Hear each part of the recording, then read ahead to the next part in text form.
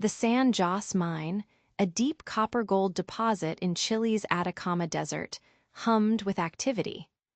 On August 5, 2010, miners went about their daily work, unaware of the impending disaster that would trap them deep within the mountain's heart.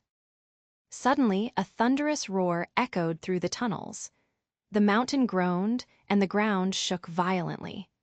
A massive block of diorite, twice the weight of the Empire State Building, had collapsed, sealing the mine's main ramp completely. A thick, choking dust filled the air, reducing visibility to zero. The 33 men below were plunged into darkness and uncertainty, their only exit now a wall of solid rock. The reality of their situation began to dawn on them. They were trapped 700 meters, nearly half a mile, beneath the unforgiving desert surface. The main access tunnel was completely blocked. Their connection to the world above and their only route of escape was gone in an instant.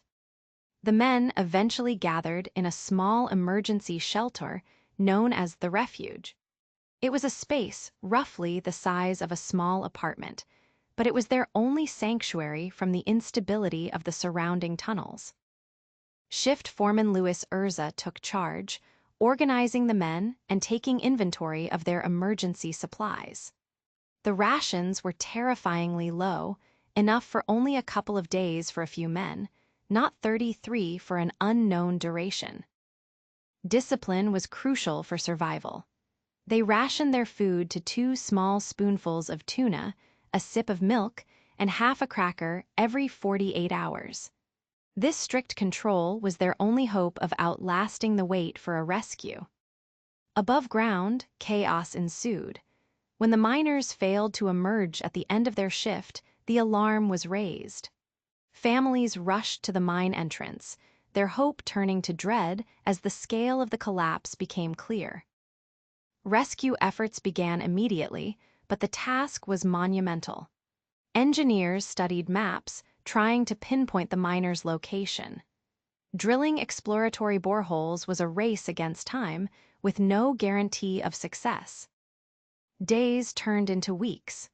The families established a makeshift settlement at the mine's entrance, which they named Campamento Esperanza, or Camp Hope. It became a symbol of their unwavering faith and refusal to give up on their loved ones. Down below, the miners battled despair in the oppressive heat and humidity. They tried to maintain routines, conserving their headlamp batteries and sharing stories to keep their spirits from breaking in the perpetual darkness. The initial rescue drills failed. The hard rock of the mountain caused drill bits to break or veer off course. For 17 agonizing days, there was no sign of life, and many on the surface began to fear the worst. Then, on August 22nd, a miracle happened. Rescuers felt a vibration on one of the drill bits as they pulled it up from the depths. They knew something was different this time. Hope surged through the camp. Attached to the drill bit was a plastic bag. Inside, a piece of paper with red letters scrawled on it. It was a note from the miners, a message from the deep that would electrify the world. The note read, Estamos bien en el refugio los 33. We are well in the refuge, the 33 of us. The words confirmed they were all alive. A wave of celebration erupted on the surface as the news spread globally. The mission now shifted from search to sustenance and extraction. A video camera was lowered, providing the first images of the miners. Their gaunt faces showed the strain of their ordeal, but their eyes held a spark of renewed hope. Communication lines were established, allowing the men to speak with their families for the first time in weeks. These conversations were a vital lifeline, providing the psychological strength needed to endure the long wait that was still ahead. A massive logistical operation began. Food, water, and letters were sent down through narrow boreholes. Experts from NASA were consulted on how to keep the men physically and mentally healthy during their prolonged confinement. 3 separate rescue plans, codenamed A, B, and C, were initiated simultaneously. Each involved drilling a hole wide enough for a person to pass through. It was a complex engineering feat that had never been attempted before. The miners maintained a strict daily routine underground.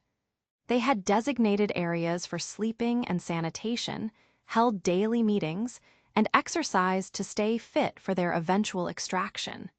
Their organization was remarkable.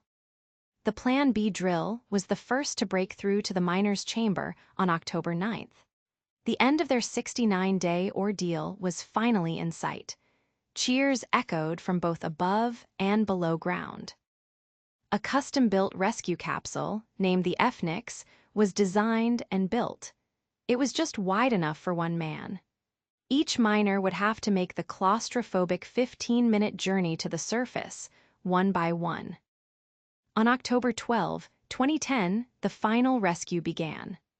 The first miner, Florencio Valos, was strapped into the capsule and began his ascent. The world held its breath, watching the historic event live on television. He emerged from the borehole into the cool night air, greeted by the cheers of his family and the rescue team. One by one, over the next 22 hours, all 33 men were brought safely to the surface. The last man to ascend was the shift leader, Luis Urza, who had guided his men through the entire ordeal. His safe arrival marked the successful conclusion of a rescue operation that captivated the entire world. The men were taken for medical evaluation, most in surprisingly good health despite their long confinement. Their story became a global sensation, a testament to human endurance and the power of international collaboration. They returned to their families and a world that viewed them as heroes. Life would never be the same, but they carried with them the unbreakable bond forged in the darkness deep beneath the Atacama Desert. Their survival against all odds taught a powerful lesson. It showed that in the face of absolute despair, human resilience, unwavering hope, and the solidarity of people working together can achieve the seemingly impossible.